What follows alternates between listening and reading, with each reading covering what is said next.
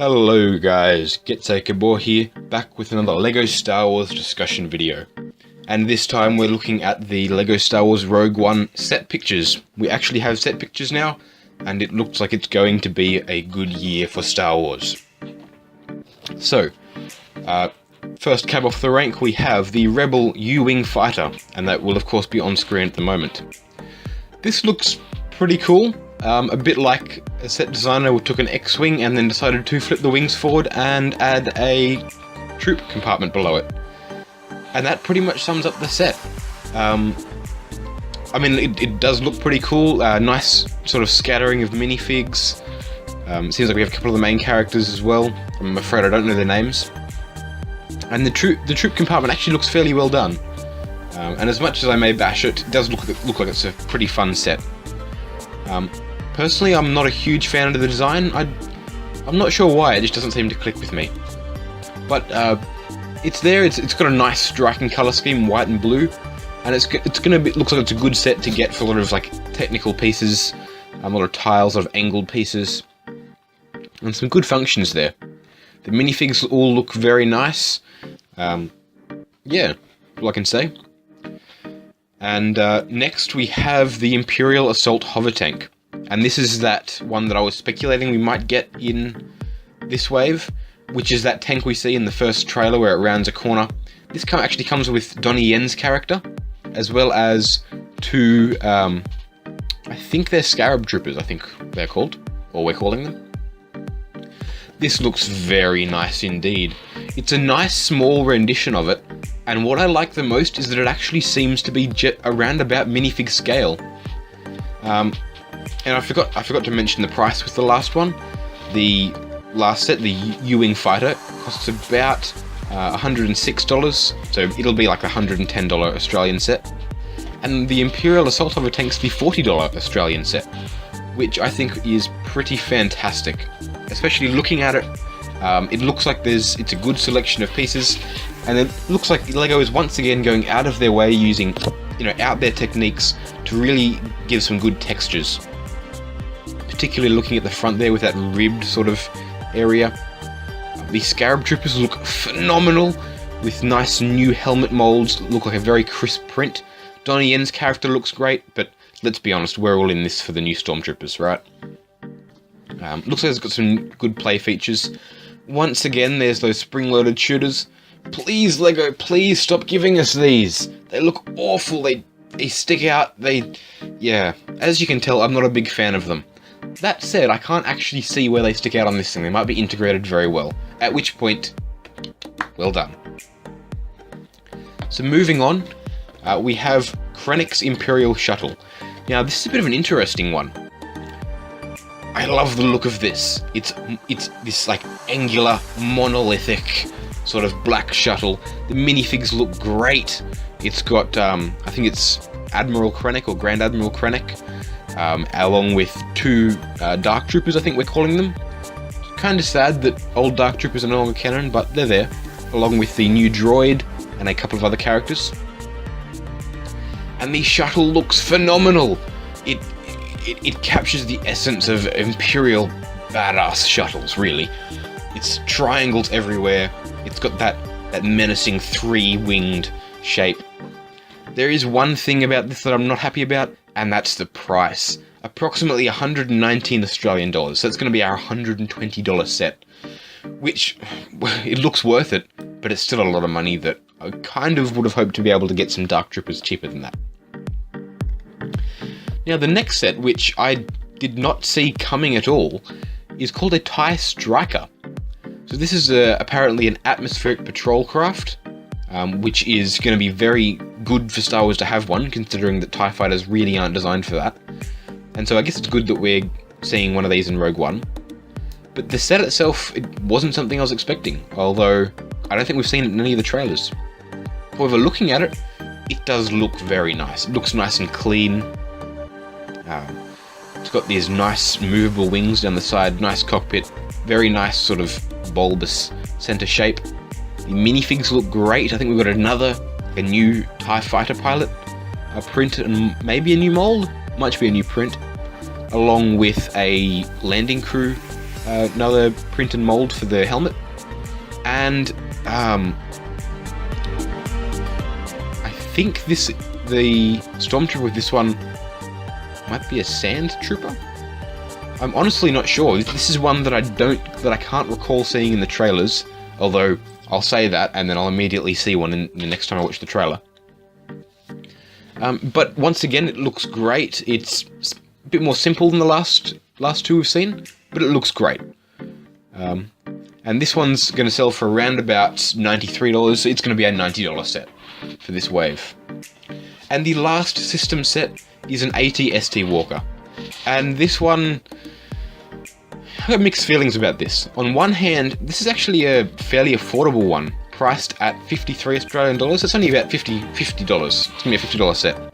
It's quite reasonably priced. It's got our the character, and I've once again forgotten the name, but it has a couple of good characters, a pilot, and I think another rebel fighter. And it looks fairly accurate. It looks good, but it might just be the images I'm looking at, but it seems very small compared with our previous AT-STs. And so I'm happy that we have a new one. I love the design, it looks great, except that it seems too small. And I mean, I know it's Lego and I know it's meant to be sort of for playability, but I'd kind of like it if a lot of these were more to scale. Like, for example, the hover tank that we've looked at already. But I guess Lego just won't let us have our cake and eat it too.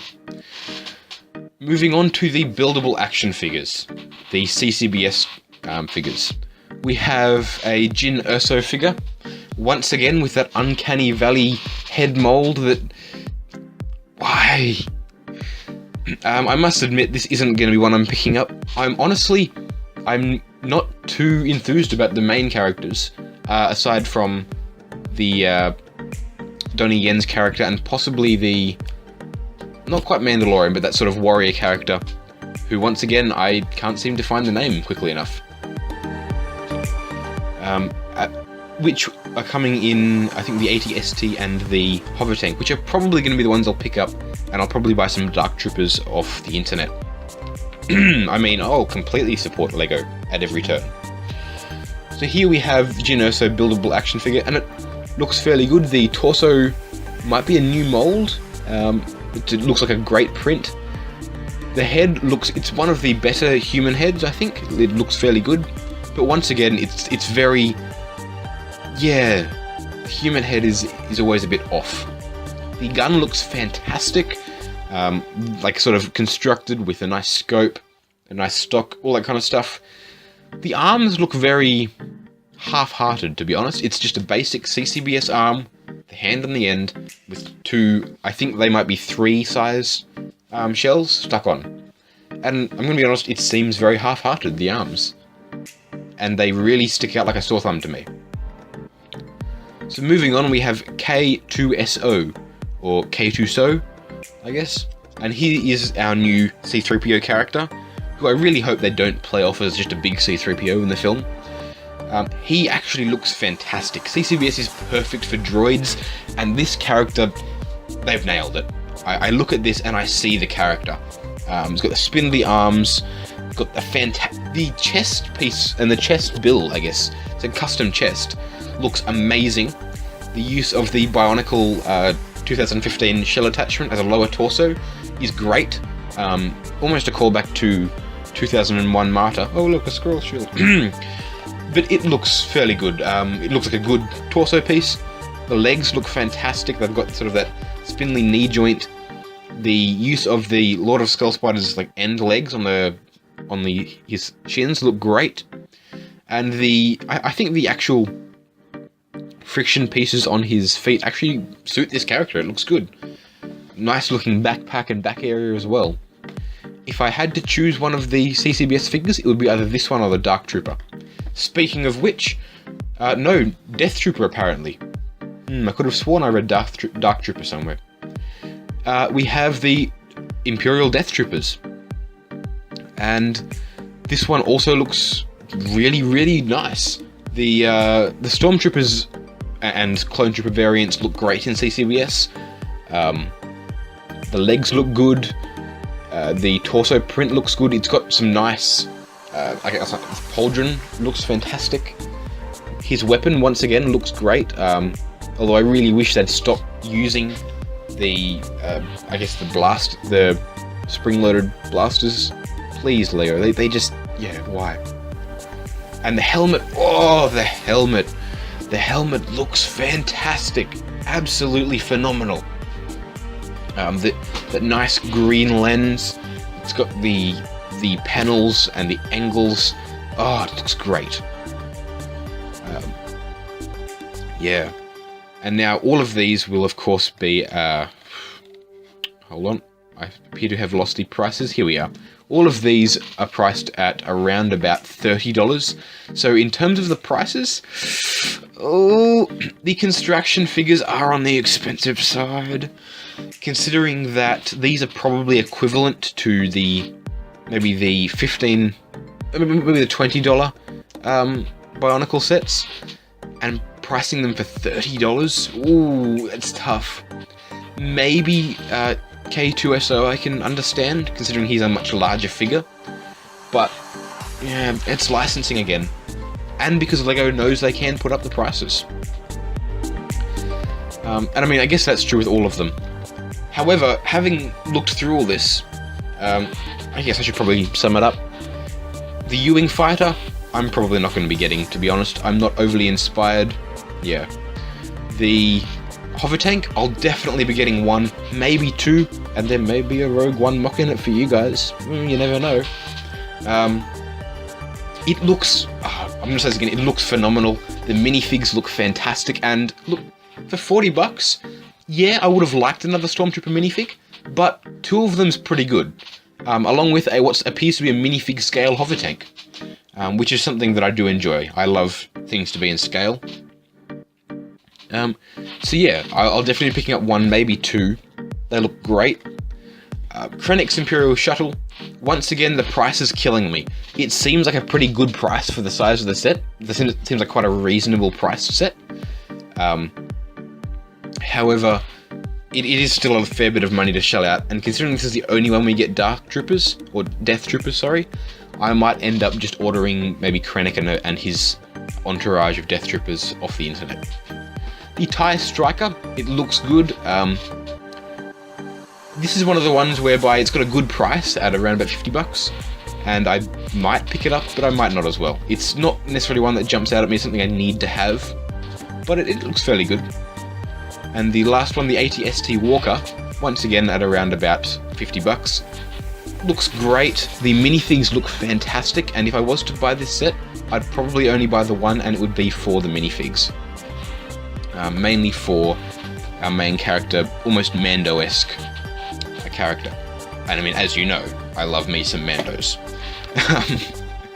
But yeah, so those are my thoughts on the Rogue One sets. Once again, no Stormtrooper construction figure. Please, LEGO, all I ask is a regular, original trilogy Stormtrooper construction figure. That would be fantastic. But, as always, what do you guys think? Will you guys be picking up the new sets? And if so, which ones and how many? And what are you going to use them for? Would you like to see a Rogue One mock with some hover tanks and maybe some desert-esque buildings? Maybe even that beach battle with a couple of hover tanks and an AT-ST. Because I can't afford an AT-AT, because I'm stingy like that. Yeah, so what do you guys think of the new sets? Let me know down in the comments. As always, like and subscribe, it really helps me keep the channel going. And this is Getsai Kabor, signing off.